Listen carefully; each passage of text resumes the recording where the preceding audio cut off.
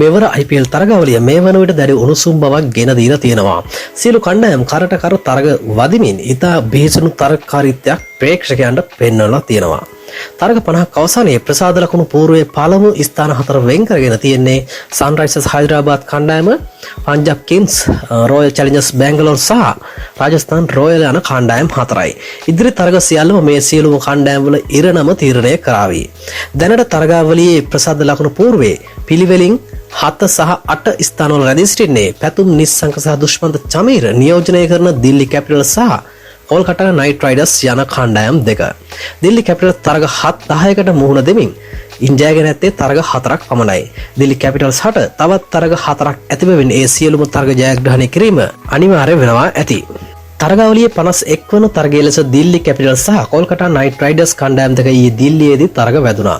තම මව්බිමේ වැඩි වාසිය ඇතුව පළමුව පන්දුවර පහර දුන් දිල්ලි කැපිටල්ස් කණ්ඩායමයි මුල් පෙළ සහ මැද පෙළ සුණු විසුණු කරමින් එක අපිට එක ක්‍රීඩාගාරයේ වෙත නැවත පියමන් කළේ ශ්‍රී ලංකා සුපිරි ආරම්භක පිතිකරුවන පැතුම් නිස්සංකව එක් අන්තයක බලා සිටිද්දී තරගාවලියේ විශිෂ්ට ශතකයක් සමගින් ප්‍රතිකරණ ලයිස්තුවේ වැඩිම ලකුණු ලාභින් අතර සිටි KL රාහුල්, නිතිෂ් රාණා ඇතුළු පිතිකරුවන් තම වගකීම පැහැර හරමින් දැවී යන්නේ දිල්ලි පිටියේ වාසියවත් ලබා ගැනීමට නොහැකියාවක් පෙන්눔 කරමින්.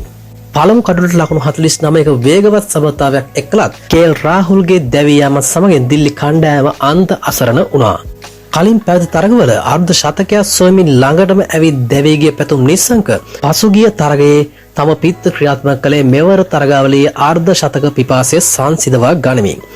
ඉන් පාන්නරේ ලබාගත් පැතුම් නිස්සංක මේ තරගයේදී තම සංයයන් ඉක්මනින් ක්‍රීඩා පිටියෙන් ඉවතට ඇදී යද්දී තනි අතේ ඉනිමත් දියත් කරන්නේ කඩා වැටුණු දිල්ලි නිම යම්තාක් දුරට හෝ ඉහළට ඔසවා ගැනීමට.